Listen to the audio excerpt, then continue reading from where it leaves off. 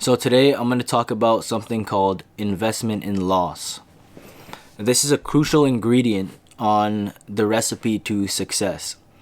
You won't find one single person who's achieved greatness in their field who has done it without this. So I got this from the book called Art of Learning by Josh Waitzkin. Currently I'm reading it right now. It's amazing. It's very good. And I'm going to answer a few questions you might have. Like, how can you apply this to your own life? What actually is it? I'm going to give you a few examples of people who have used this, people who actively use this and are great at what they do because of it. And then how to invest in loss yourself. So, here we go. In the book, Art of Learning, they say, the term investment in loss means allowing yourself to lose so you can win in the end. Which, that begs the question, are you really losing? If this is all part of the process to winning, how is it losing? I genuinely think, in my opinion, I think that the only way you can lose is by giving up, by stopping your efforts. If you stop trying, you lost.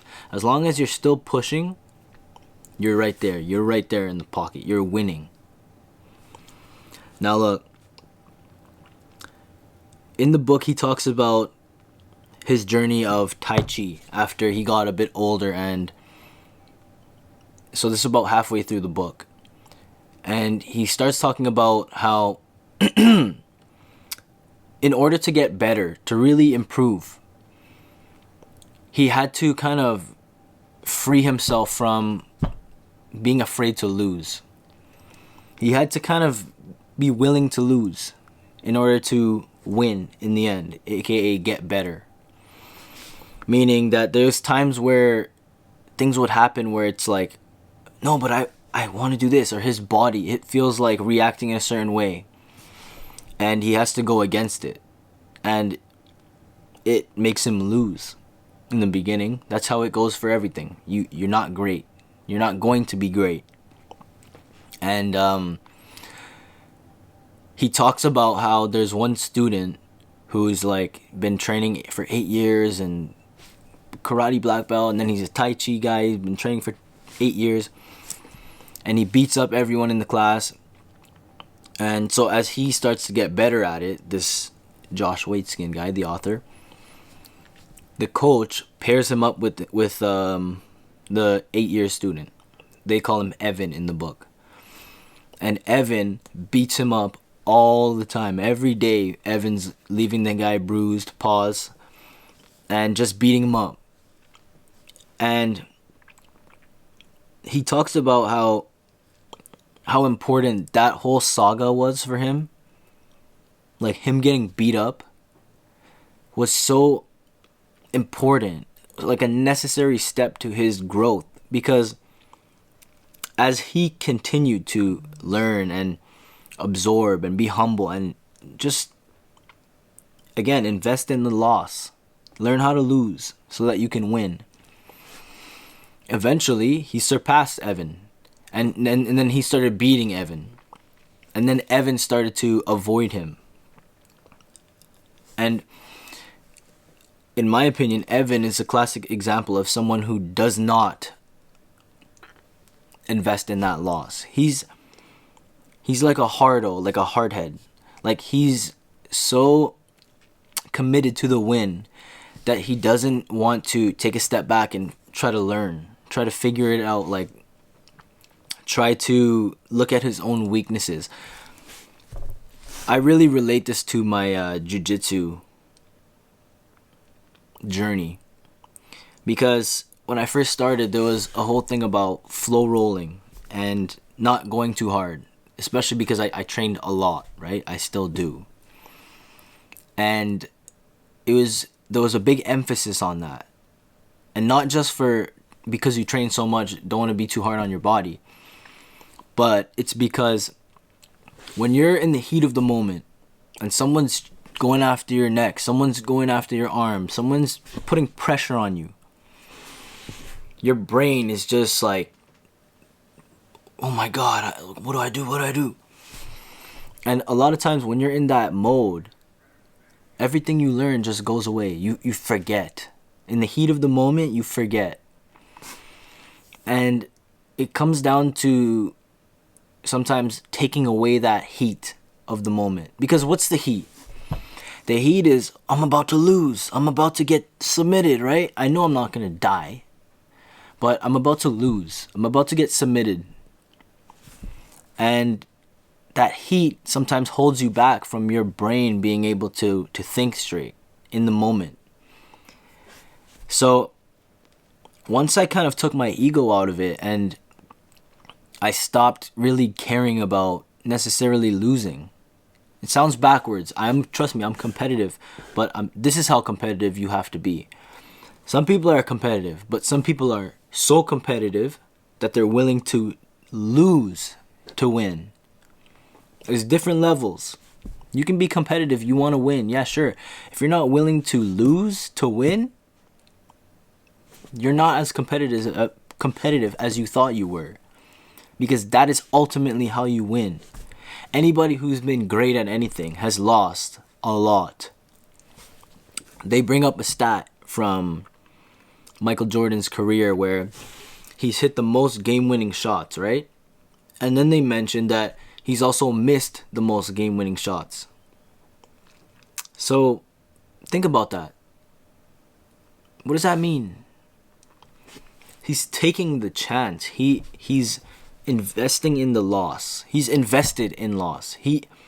Meaning that loss is going to pay him. It's going to pay him back. He doesn't care if he loses because it's going to pay him back. And there we go. He became the greatest basketball player ever. And some people want to argue it's LeBron.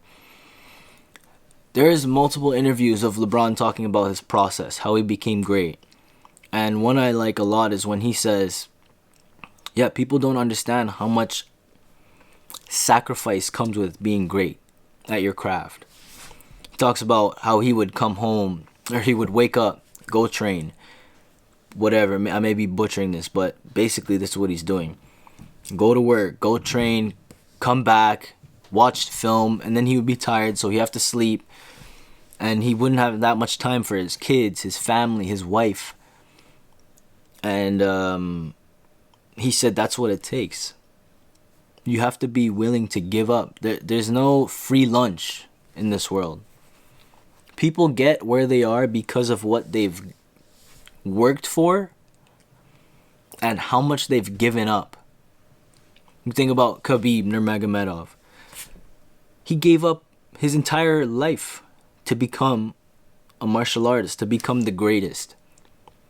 He didn't go to parties when he was young. He didn't fuck mad bitches when he was young. Maybe he did, but he gave up a lot. He gave up eating junk food. Probably was eating clean every single day of his life. He gave up a lot, having an amazing social circle when, he probably ended up having that through the gym anyway. So, a lot of success is about what you're willing to give up as well. There's a perfect Bruce Lee quote that relates to this. And I was thinking about it for a long time, and I was thinking, how does this... I don't get this. And after literally repeating it in my head so many times... It's actually a funny story. This was before one of my competitions. And I lost it. But I was literally listening to this Bruce Lee thing.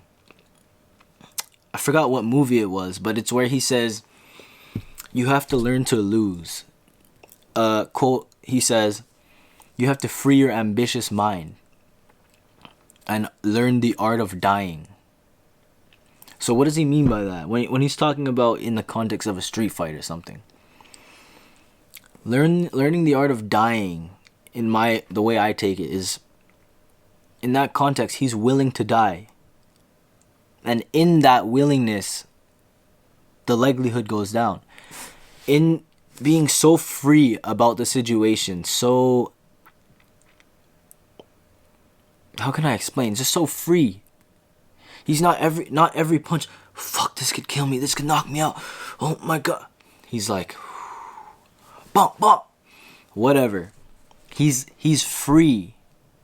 And I think after the competition, I actually started to realize like what that meant. Freeing your ambitious mind. So when you think about your ambitious mind, sometimes it's like, for me in jiu-jitsu, it's like, no, but I want to win. I really want to win. This is so important. I can't make any mistakes. When I'm in guard, I can't flip this butterfly hook in, because what if he sprawls on it and pass? And it just paralyzes you. You can't think. You can't act. And when you free that ambitious mind, when you say, okay, no matter what happens when I go in there, I'm going to do the best I can. And whatever the result is, I'm going to live with it and I'm going to grow with it. It's a more free way of going into something that where, for me, I'd say the stakes are high for me. And it's very interesting, like how so many things like play off each other. Like, to be able to win, you have to be able to lose. And like, losing is not losing really. And then you talk about in things in life, like suffering is growth. Like, bad equals good. And a lot of times good equals bad. Like, it feels so good to sit down on your couch and just watch shows all day and eat Cheetos and fucking donuts or whatever. But it's bad. Not inherently. Doesn't mean you're a bad person. It's just not great. At least for me. For me, it's not great. I'm going to get fat. I'm going to get lazy. I'm going to get lethargic. I'm going to start getting depressed. That's bad. So it's very... I just think it's so interesting how things play off each other. Like, good and bad. And, yeah, I mean, like, if you even think about, like, babies when they're learning to walk, they're technically investing in loss without even knowing it. The loss being falling down, hurting yourself. And if they never had taken that risk of falling down and hurting themselves, they would never learn to walk. You'd never learn to walk. So babies, even, unconsciously are investing in loss. They are living embodiment of this concept, working. Just like Michael Jordan is, just like Michael Phelps is, just like any great is a living embodiment of investment in loss. Anyone who has won more times than you, I guarantee you they've lost more times than you as well. They've also tried more times than you. And I guarantee you they've outworked you. They've worked harder than you. So it's not any blessing of God or special talent that brings someone to a place of greatness. It is pure work, ethic, discipline, consistency. These things I try to tell you guys will get you anywhere you want in life. Promise you. And what's the last part of all these things? Over a long period of time. You cannot just fucking be consistent for a month or 2 months or 3 months and think you're going to be great. You have to be consistent over a span of years. I know one of my training partners is like very proficient in business. He purchases businesses, sells them.